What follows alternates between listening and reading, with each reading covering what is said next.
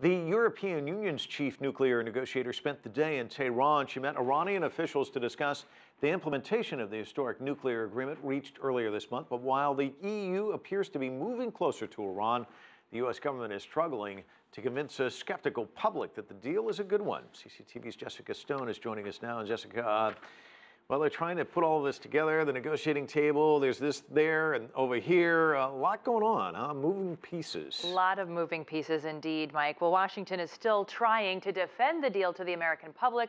Iran is rolling out the welcome mat for its other nuclear negotiating partners. It is now time to implement the historic nuclear agreement reached earlier this July.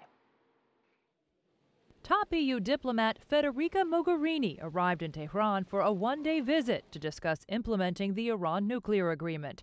She's also not shy about the interest of the European business community in an open-for-business Iran.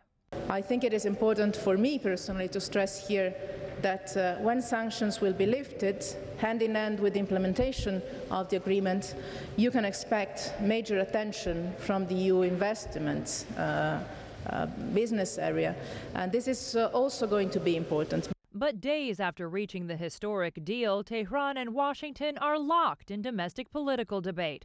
Iran's National Security Council is reviewing the deal, and some in parliament are threatening to block provisions.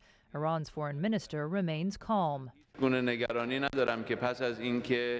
have no concern that after the nuclear deal has gone through its legal stages in Iran, the Islamic Republic will be committed to what it has agreed to do.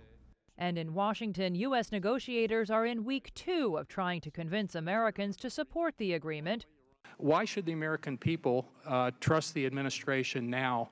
We're not asking them to trust. We're asking them to read the deal and look at the components. As I've said many times, nothing in this deal is built on trust. Nothing. It is on very specific steps that have to be taken. It's not going well. For the first time since the deal was announced, a majority of Americans want the U.S. Congress to reject the deal. In April, the same poll showed that 53% of Americans favored the deal. Congress should reject a bad deal. One reason? Interest groups are pouring millions of dollars into ad campaigns for and against the agreement. And so far, there's more money against it.